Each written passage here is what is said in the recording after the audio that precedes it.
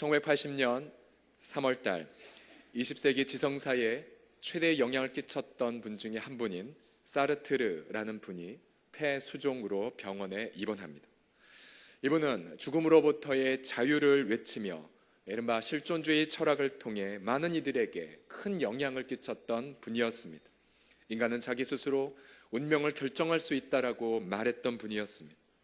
그러나 정작 자신이 병원에 입원하자 죽음에 대한 불안, 공포가 그를 엄습했고 자기 옆에 간호하는 아내에게 조차 자신의 질병이 무엇인지를 묻지 않았습니다. 그토록 고매했던 모습에서 상상할 수 없는 모습이 나오자 사람들은 큰 충격을 받았고 마침내 그가 사망하고 나서 불란서 언론이 대서특필하며 그렇게 죽음으로부터의 자유를 외쳤던 그 양반이 왜 그렇게 비참하게 죽었는가 토의를 하기 시작했습니다. 그러다 한 독자가 이러한 기사를 보내었습니다. 사르트르의 마지막이 그렇게 비참했던 이유는 잘 들어보십시오. 그가 돌아갈 고향이 없었기 때문이 아닙니까? 20세기에 비슷한 영향을 끼쳤던 또 다른 한 분을 소개하고 싶습니다. 이번 2차 대전 때에 독일의 고백교회를 이끌어가며 나치에 불이항거했던 본회퍼라는 분입니다. 이분이 감옥에 수감되고 이제 사형 판결을 기다렸는데 어느 날 간수가 이제 본회퍼의 이름을 불렀습니다. 이제 본회퍼는 곧 교수형을 받을 것을 직감하고 자리에서 일어났습니다. 숙연하게 일어나고 나서 함께 있던 동료 죄수들에게 빙그레 웃으면서 이렇게 말했습니다. 여러분, 저는 이제 죽음이 왔습니다. 그러나 기억해 주십시오. 이것은 저의 마지막이 아니라 저의 시작입니다. 주님이 나를 위하여 예비하신 아버지의 집에서 여러분을 만날 때까지 안녕히 계십시오. 멋진 말 아닙니까? 이 감옥에 있던 죄수들은 그의 마음속에 있는 평안과 기쁨을 바라보며 큰 감동을 받았고요. 그의 사형 광경을 지켜본 한 의사는 자신의 50년 생애 동안 그토록 경건하게 죽음을 맞이한 사람은 처음이었다고 그렇게 후대에 기록을 남겨주었습니다. 사르트르와 본회퍼, 본회퍼와 사르트르, 우리 이 두 사람의 결정적 차이가 어디에 있다고 생각하십니까? 2000년 전 사도 바울은 교회 다니는 사람들 중에서도 부활을 믿지 않는 사람이 있다라고 그렇게 말합니다.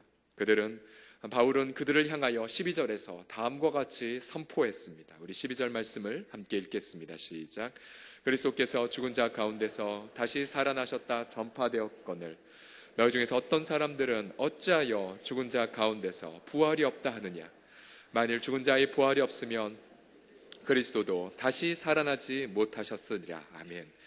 본문을 보시면 그리스도께서 부활하신 이유가 무엇이냐면 그를 믿는 자들도 함께 부활할 것을 보여주기 위해서라고 말씀합니다.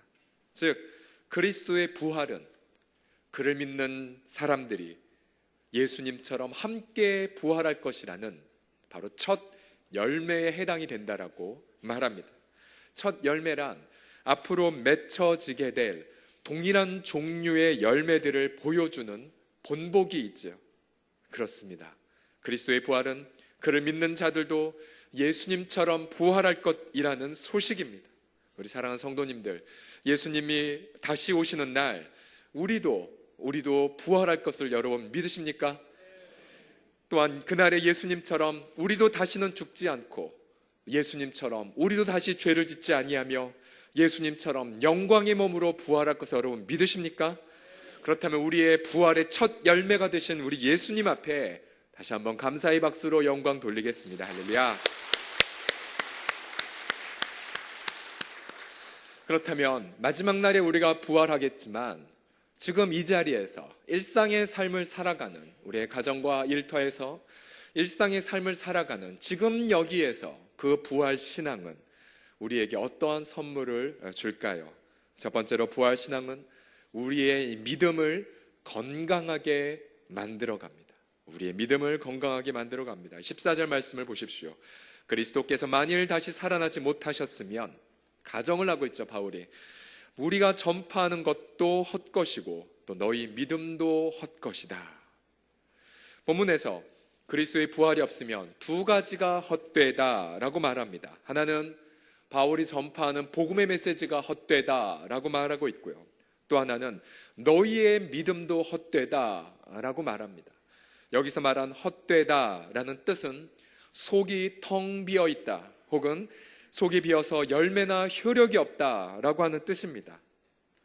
즉 그리스도의 부활은 우리의 기독교의 메시지의 핵심을 이루고 있습니다. 만약 그리스도의 부활을 가르치지 않는다면 설교도 거짓이고 우리의 모든 교회의 사역도 다 거짓일 수밖에 없습니다. 또한 그리스도의 부활이 없다면 우리의 믿음은 헛것이 되고 아무런 효력도 없고 아무런 열매도 없게 되지요. 그러기에 부활 신앙이 있어야 우리 믿음이 효력이 생기고 우리 믿음이 열매가 맺어질 수가 있습니다.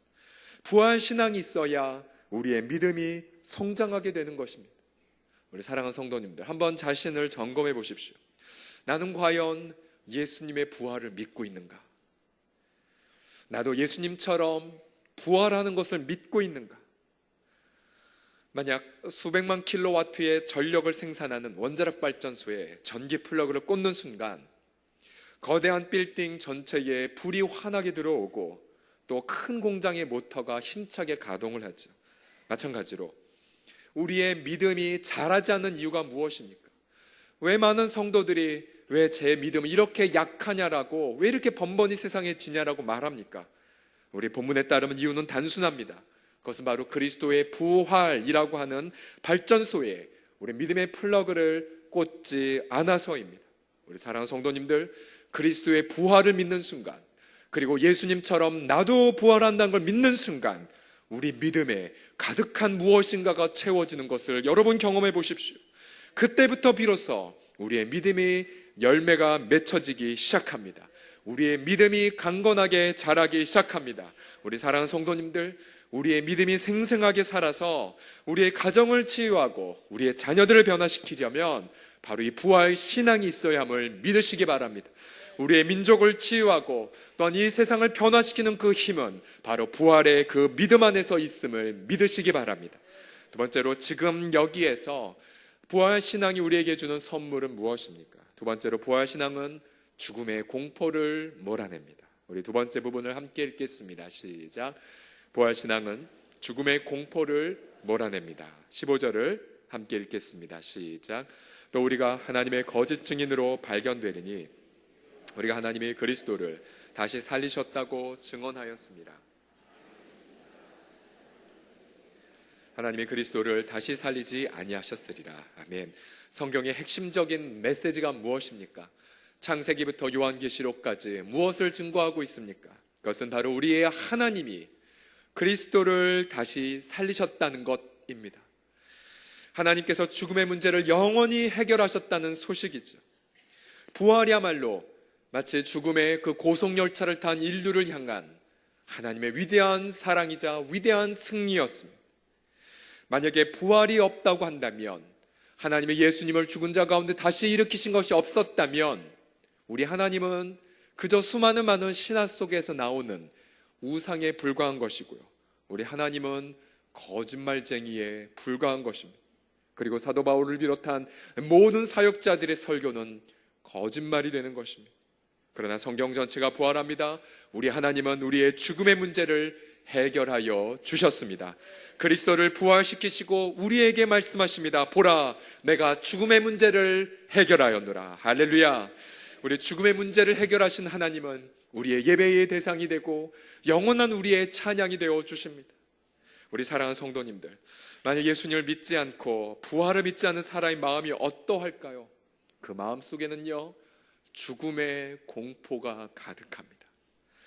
어네스트 베커라고 죽음학의 비교적 최근 창시자가 중에 한 분인 어네스트 베커의 죽음의 부정이라는 책을 보면 죽음을 이렇게 묘사하고 있습니다. 한번 들어보시면요, 무에서 나온다는 것, 이름, 자의식, 심오한 내적 감정, 삶과 자기 표현에 대한 극심한 내적 갈망을 지닌다는 것.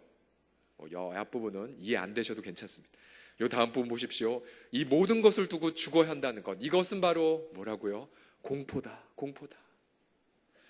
그래서 그분은 인간의 모든 의식과 학문 영역 속에 있는 죽음에 대한 공포를 규명하고, 또 인간의 모든 의식은 이 공포를 극복하기 위한 방어라라고 그렇게 규정을 합니다. 이것이 바로 이른바 죽음학이라고 하는 학문의 전제이죠. 그러나 사랑하는 성도님들, 이 죽음학이라는 학문이 나오기 전에 이미 2000년 전에 성경에서 인간의 존재를 규명하기를 인간은 죽기를 무서워함으로 노예살이를 하고 있는 자라고 말하고 있습니다. 히브리서 2장 14절과 15절을 힘차게 읽어보겠습니다. 시작. 자녀들은 혈과 육에 속하였음에 그도 또한 같은 모양으로 혈과 육을 함께 지니심은 죽음을 통하여 죽음의 세력을 잡은 자 곧 마귀를 멸하시며 또 죽기를 무서워함으로 한평생 매여 종노릇하는 모든 자들을 놓아주려 하심이니. 아멘. 그렇습니다. 이 땅의 학문은 죽음의 공포를 감지하고 그러나 죽음의 공포를 규명하고자 하지만 결코 그 죽음의 공포를 극복하지 못합니다. 더 나아가 죽음의 공포의 너머에 죽음의 세력을 잡은 자 사단의 존재는 인지하지 못합니다. 본문은 선포합니다. 우리의 예수님이 오셔서 죽음의 권세 잡은 자 마귀를 멸하셨습니다. 예수 안에서 죽음의 공포는 영원히 떠나갔습니다. 왜냐하면 우리도 예수님 안에서 함께 부활할 것이기 때문입니다. 이 시간 특별히 죽음에 대한 두려움 때문에 벌벌 떠시는 분이 혹시 계십니까? 혹은 앞날에 대한 염려 때문에 우울증이 오신 분이 계십니까? 그리고 이 시간 그리스도의 그 부활 때문에 모든 죽음의 두려움이 예수님 앞에 떠나가심을 믿으시기 바랍니다. 만약 교회를 다니면서도 부활을 믿지 않는 사람이 있다면 어떻게 될까요? 18절과 19절을 보시면 만약 부활이 없다면 그다음에 18절을 보시면 또한 그리스도 안에서 잠자는 자도 망하였으리. 예수 믿고 죽은들 부활이 없으면 그냥 끝난 겁니다. 끝난 거. 근데 바울은 그러한 부정을 통하여 잠자는 자도 망했고 19절에 보시면 만약 그리스도 안에서 우리가 바라는 것이 다만 이 세상의 삶뿐이면 모든 사람 가운데 가장 불쌍한 자라고 말합니다. 부활이 없다면. 그런데 이 말씀은 또한 이 세상에 정말 수많은 많은 부활을 믿지 않는 사람들의 마음을 대변한 것이기도 합니다. 그들의 마음을 보십시오. 얼마나 마음이 슬픔이 많습니까? 얼마나 마음이 허무함이 많습니까? 제가 고1 때 예수님을 영접하기 전 중학교 때까지 제 마음은 허무함과 우울함밖에 없었습니다. 그저 밤하늘에 있는 별을 보더라도 왜 저렇게 별들은 빛날까? 도대체 내 인생의 의미는 무엇일까? 깊은 우울감에 빠지고 그러면 자살하는 게 현명한 것 아닌가라는 생각을 어린 마음에 했던 걸 기억합니다. 저는 지금에도 원한 하나 못 품고 있는 게 있는데 그게 뭐냐면 그 당시 중학교 때에 많은 친구들이 교회를 다니고 있었습니다. 반장도 그렇고 누구도 그렇고. 그러나 그 가운데 어떠한 누구도 그 당시 도선사 열심히 했던 제게 와서 복음을 전한 인간은 한 인간도 없었습니다. 제 얼굴을 그 당시에 보고 경철이는 믿을 가능성이 없다고 여겼던 것 같습니다. 조금만 더 일찍 복음을 전해줬다면 지금보다 더 훌륭한 사람이 됐을 텐데 저는 그 친구들의 원한을 지금까지 내려놓지 못하고 있습니다. 만약에 우리 가운데에 교회는 다니지만 부활을 믿지 않는 크리스찬이 있다면 마치 이분은 다음 사람과 같이 비유할 수 있습니다. 물 한 방울 없는 사막에 한 사람이 있다고 생각해 보십시오. 그런데 어느 누가 그에게 자, 손만 뻗으면 여기 오아시스가 있으니 물을 먹고 사십시오. 그런데 이 사람은 그 말을 믿지 않고 저 물, 저거 신기루야, 신기루. 난 저거 물이 있다고 믿지 않아. 신기루일 뿐이야. 그리고 열심히 자기가 있는 곳에 우물을 파다가 그냥 목말라 죽어버렸습니다. 마찬가지로 이 시대에 수많은 크리스찬들이 교회를 다니지만 부활의 생수를 마시지 않은 채 불신자도 아니고 그렇다고 신자도 아닌 모습으로 살아가고 있습니다. 기쁨도 없고 소망도 없습니다. 세상 사람과 똑같이 돈벌이에 염려하고 소망도 없고요.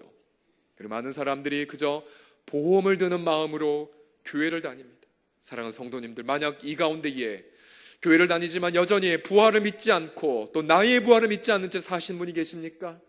여러분 회개하십시오. 우리 예수님의 부활을 이루시기 위하여 자신의 생명을 바쳐 이 부활을 이룬 것이 아니겠습니까? 그리스도의 부활이야말로 하나님의 사랑이며 그 부활 앞에 우리가 인간이 갖고 있는 모든 죽음의 공포가 떠나가는 것임을 믿으시기 바랍니다. 마지막으로 지금 여기에서 부활신앙이 우리에게 주는 선물은 무엇입니까? 마지막으로 부활신앙은 죄를 이기는 능력을 줍니다. 우리 함께 읽겠습니다. 시작.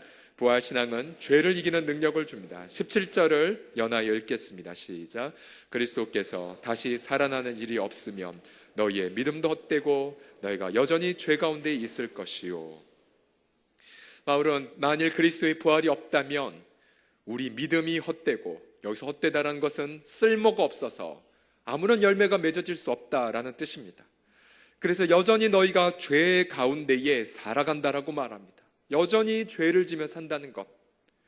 그러고 보면 우리 한국교회 크리스찬들, 여러분 그거 아십니까? 크리스찬들의 이혼율과 비신자들의 이혼율이 어떨 것 같습니까? 가정사역 연구에 의하면 똑같습니다. 똑같아요. 얼마나 안타까운 그런 통계입니까? 더군다나 세상에서 상식적으로 해결될 수 있는 일들이 교회에서 해결되지 않은 채 오히려 언론에 얼마나 많은 지탄이 되고 있는 모습이 많습니까? 왜 예수님을 구주와 주를 믿는 자들이 죄를 범합니까? 오늘 본문에 따르면 단순합니다. 바로 부활에 대한 신앙이 없기 때문입니다. 부활 안에, 단순히 부활은 우리가 예수님 다시 오시는 날 우리 육체가 부활하는 것, 이거는 기본이고요. 부활의 믿음의 패키지 안엔 어떤 선물이냐면 이 땅에서도 죄를 이기는 다이너마이트보다 더 강력한, 아니 원자폭탄보다 더 강력하게 죄를 이기는 능력이 부활 안에 있는 것, 우리 사랑하는 성도님들 믿으시기 바랍니다. 지난주 한 특세 때도 나눴던 본문이죠. 로마서 6장 4절을 보시면요, 이는 아버지의 영광으로 말미암아 그리스도를 죽은 자 가운데 살리심과 같이, 즉 부활은 아버지의 영광으로 일어난 거라고 전제한 이후에 그 목적이 뭐냐면 그 다음 부분, 우리로 또한 새 생명 가운데에 행하게 하려 함이라. 즉 여기서 이 새 생명은 옛 생명과 대조가 되는 표현이죠. 옛 생명은 내가 아무리 노력해도 죄를 지을 수밖에 없는 생명입니다. 죄를 지을 수밖에 없어요. 그러나 예수님의 이 생명은, 예수님의 생명은 저절로 본능적으로 예수님처럼 살아가게 만드는 능력입니다. 예수님처럼 이웃을 사랑하고 예수님처럼 섬김과 희생의 삶을 살아가며 예수님처럼 주일날만 거룩하게 사는 것이 아니라 우리의 모든 가정과 일터의 삶 속에서도 거룩하게 살아가도록 만드는 본능, 능력, 이것이 바로 부활의 능력입니다. 그 부활의 능력이 성령을 통하여 지금 우리의 심장 속에 흐르고 있습니다. 할렐루야. 심지어 바울은 에베소서 2장에서 우리가 이미 주님과 함께 부활하여 하늘에 앉았다고 선언하지 않습니까? 우리 2장 8절과 9절 함께 읽겠습니다. 시작. 허물로 죽은 우리를 그리스도와 함께 살리셨고 너희는 은혜로 구원을 받은 것이라. 또 함께 일으키사 그리스도 예수 안에서 함께 하늘에 앉히시니. 아멘. 얼마나 놀라운 말씀입니까? 보시면 8절에 허물로 죽은 우리를, 죽을 것이 아니라 이미 우리는 죽었었습니다. 죽었기 때문에 하나님의 뜻을 행할 수가 없었죠. 그런데 허물로 죽은 우리를 누구와 함께 살리셨다고요? 그리스도와 함께 살리셨대요. 그러면서 괄호하고 이렇게 표현해요. 너희가 은혜로 구원을 받은 것이다. 은혜란 받을 자격이 없는 자들에게 베풀어주는 무조건적인 선물이죠. 우리 예수님이 자신의 생명을 조건으로 거시고 우리는 무조건적으로 이 은혜를 경험하게 하시지 않았습니까? 9절에 보시면 더 놀랍게도 또 함께 일으키사 그리스도 예수 안에서 함께 어디 앉았다고요? 어디에요? 하늘에 앉았습니다. 하늘에. 우리 옆 사람에게 이렇게 말하겠습니다. 저는 지금 하늘에 앉아 있습니다. 시작. 저는 지금 하늘에 앉아 있습니다. 이 표현은 무슨 뜻입니까?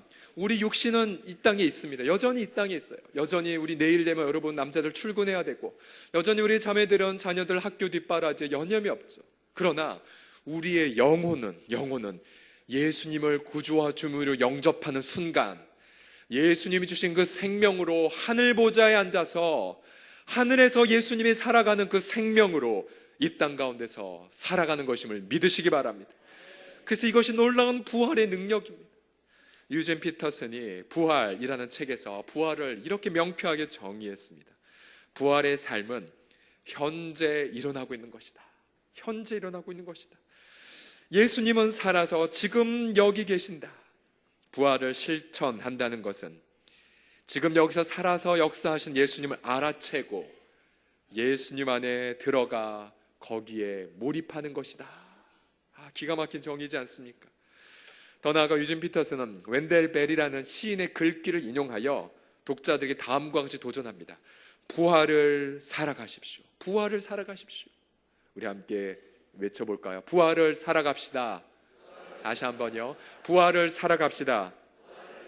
그렇습니다. 우리의 일상의 삶에서 부활을 살아갈 때에 가정 안의 부부가 서로 예수님 안에서 존경하고 한마음으로 어려움을 대처하는 그 능력, 영감, 인내가 그 부활의 능력 안에서 지금 이 땅에서 시작되고 있는 것이죠.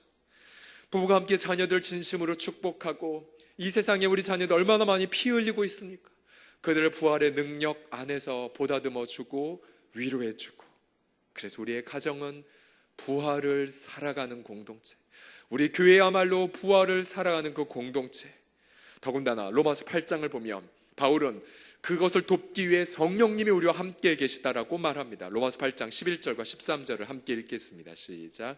예수를 죽은 자 가운데서 살리신 이의 영이 너희 안에 거하시면 그리스도 예수를 죽은 자 가운데서 살리신 이가 너희 안에 거하시는 그의 영으로 말미암아 너희 죽을 몸도 살리시리라. 그러므로 형제들아, 우리가 빚진 자로 돼 육신에게 져서 육신대로 살 것이 아니니라.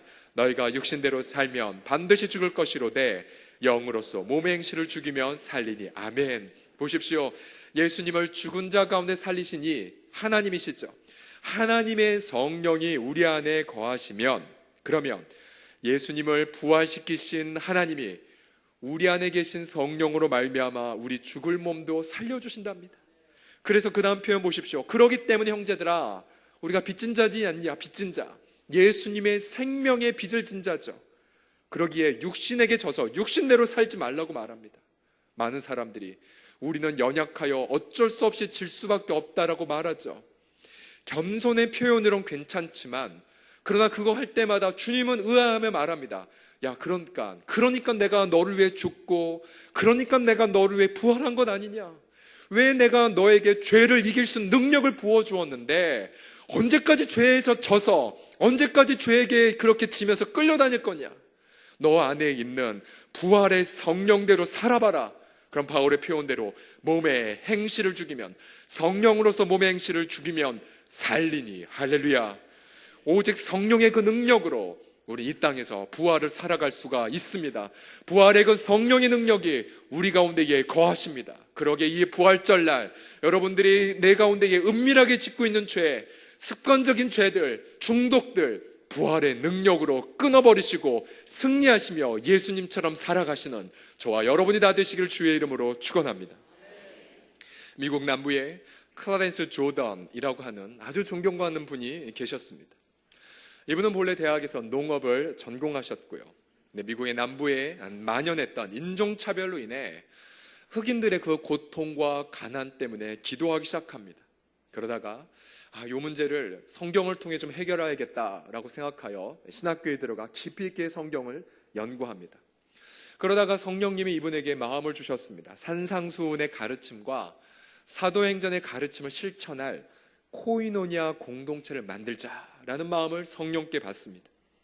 이분은 그 공동체를 만들기 위하여 교수직에 대한 제의도 사양하고 교회 초빙도 사양했습니다.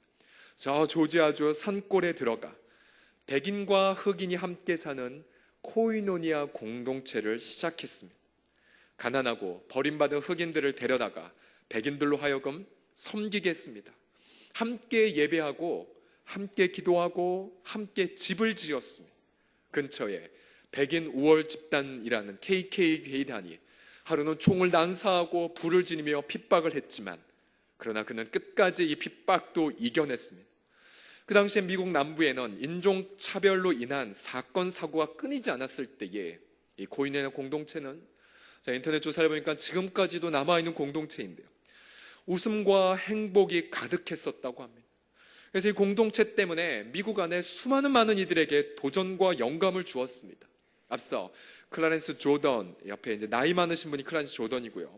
옆에 있었던 이 저 젊은 양반은 누구냐면 밀라드 풀러라고 하는 변호사입니다. 이 청년이 이 공동체 함께 살면서 큰 영감을 받고 도전을 받습니다. 그리고 이분이 시작한 운동이 무엇인 줄 아십니까? 우리 지미 카터 대통령으로 유명해진 헤비타트 운동. 통계를 보니까 지금까지 전 세계 50만 채의 집을 지어줬고 150만 명 된 이상 사람들을 섬겼다고 합니다. 밀라드 풀러. 근데 이 사람에게 영향을 끼쳤던 분이 바로 클라렌스 조던이라고 하는 사람입니다. 이분은 이러한 공동체를 세웠던 핵심적인 이유가 무엇이었냐면 부활에 대한 믿음 때문이었습니다. 이 조던이 남긴 부활의 정의를 한번 들어보십시오. 하나님이 예수님을 부활시키셨다는 증거는 빈 무덤이 아니라 변화된 제자들의 충만한 마음이다. 예수님이 부활하여 지금도 살아계시다는 최고의 증거는 비어있는 무덤이 아니라 성령으로 충만한 공동체의 교제에 있다. 부활의 증거는 무덤을 막다가 옮겨진 돌이 아니라 성령에 의해 움직이는 교회가 부활의 증거다. 얼마나 멋진 말입니까? 우리 옆에 계신 성도님을 보십시오. 당신이 바로 부활의 증거입니다. 한번 얘기해 보십시오. 시작. 당신이 바로 부활의 증거입니다. 네. 이러한 영감 있는 공동체를 만든 이분은 안타깝게도 1969년에 신장마비로 갑작스레 세상을 떠났습니다. 이 공동체는 큰 충격을 받았습니다. 슬픔에 쌓인 채 장례식이 진행되었습니다. 그리고 하관식이 진행될 때에 그때 앞서 말씀드렸던 밀라드 풀러의 3살짜리 아이가 있었는데요. 이 아이가 갑자기 하관식에 그 비탄에 잠긴 분위기 속에 있다가 갑자기 일어나더니 이런 노래를 부르는 겁니다. Happy birthday, dear Clarence. 생일 축하합니다. 이 뚱딴지 같은 노래에 사람들은 의아해했습니다. 너 지금 무슨 노래 부르는 거니?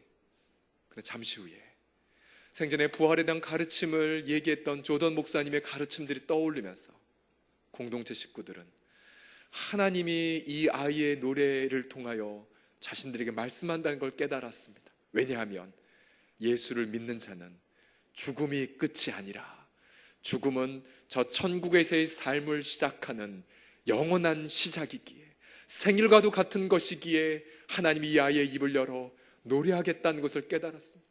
그래서 모든 식구들이 울다가 그 아이와 함께 노래를 부릅니다. Happy birthday, dear Clarence. 그러면서 그 공동체는 슬픔이 아니라 소망과 기쁨으로 바뀌었다는 유명한 일화가 지금까지 전해지고 있습니다. 사랑하는 성도님들, 그렇습니다. 우리 인류의 고통은 죽음의 공포에서 시작이 되었죠. 그러나 죽음의 그 공포를 예수님은 죽으심으로 죽이시고 부활로 승리를 선포하셨습니다. 그리고 그 부활 때문에 우리는 이 땅에서 지금 여기에서 새 생명의 삶을 살아가고 있습니다. 눈물이 많은 이 세상에서 우리는 천국의 공동체를 이루어갈 수 있습니다. 바로 그리스도 그분이 부활하셨기 때문입니다. 할렐루야. 함께 기도하겠습니다.